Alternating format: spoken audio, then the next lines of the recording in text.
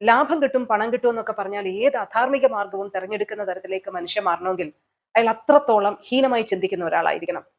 കുറച്ച് നാളുകൾക്ക് മുമ്പ് ബഹ്റൈനില് ഏക്കറിലൊരു ഖബർസ്ഥാൻ ഉണ്ടല്ലോ, ഷേഖ് സഹ്ലൻ ഖബർസ്ഥാൻ എന്നാണ് അതിന്റെ പേര്.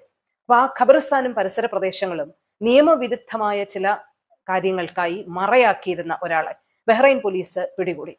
ഈ സംഭവവുമായി ബന്ധപ്പെട്ട വിശദാംശങ്ങൾ പരിശോധിക്കുമ്പോൾ നമ്മൾ ആദ്യം പറഞ്ഞ ആ വാചകത്തിന് പ്രസക്തി ഏറുകയാണെന്ന് തോന്നും.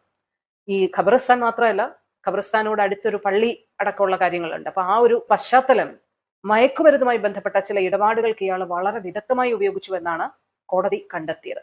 ഇയാളെ കഴിഞ്ഞ ഓഗസ്റ്റില് ബഹ്റൈൻ പോലീസ് പിടികൂടി കോടതിയുടെ മുമ്പിൽ എത്തിക്കുകയും കാര്യങ്ങളൊക്കെ ചെയ്യുകയും ചെയ്തിരുന്നു. അയാൾക്ക് കീഴ്ക്കോടതി 10 വർഷത്തെ തടവ് ശിക്ഷയാണ് വിധിച്ചത്, പിഴയൊക്കെ വിധിച്ചിരുന്നു. എന്നാൽ തനിക്ക് ശിക്ഷ ഇളവ് നൽകണം എന്നാവശ്യപ്പെട്ടുകൊണ്ട് ഈ പ്രതി മേൽക്കോടതിയെ സമീപിക്കുകയും ഇപ്പോ മേൽക്കോടതി ആ ശിക്ഷ ശരിവെക്കുകയും ചെയ്തിരിക്കുന്നതാണ് ഇന്നിപ്പോ നമുക്ക് പറയാനുള്ളത്. മാത്രമല്ല, കനത്ത പിഴ ഇയാൾ ഒടുക്കുകയും വേണമെന്നും മേൽക്കോടതി പറഞ്ഞിട്ടുണ്ട്. ഇക്കഴിഞ്ഞ ഓഗസ്റ്റിലാണ് ഈ ഖബർസ്ഥാനും ഏക്കറിലുള്ള ഈ ഷേഖ് സഹ്ലാൻ ഖബർസ്ഥാനും അതിനോടടുത്ത പള്ളി കേന്ദ്രീകരിച്ച് ഒരാള് സംശയാസ്പദമായിട്ടുള്ള ചില ഇടപാടുകൾ നടത്തുന്നതായി ആളുകളുടെ ശ്രദ്ധയിൽപ്പെടുന്നത്. അപ്പൊ ഈ ഖബർസ്ഥാനിൽ ഒരു പരസ്യ ബോർഡുമായി ബന്ധപ്പെട്ട് ഒരാൾ ഒരു പൊതി കൊണ്ട് നിക്ഷേപിക്കുന്നു. കുറച്ചു കഴിഞ്ഞ് ഒരാൾ വന്നത് എടുത്തുകൊണ്ട് പോകുന്നു. അത്തരത്തിലുള്ള ചില ഇല്ലീഗൽ ആക്ടിവിറ്റീസ് നാട്ടുകാരുടെ ശ്രദ്ധയിൽപ്പെടുകയും നാട്ടുകാർ തന്നെ ഇടപെട്ട് ഇത് തടയാൻ ശ്രമിക്കുകയൊക്കെ ചെയ്തിരുന്നു. അന്ന് ഇയാളെ നാട്ടുകാർ തന്നെ പിടികൂടിയതാണ്.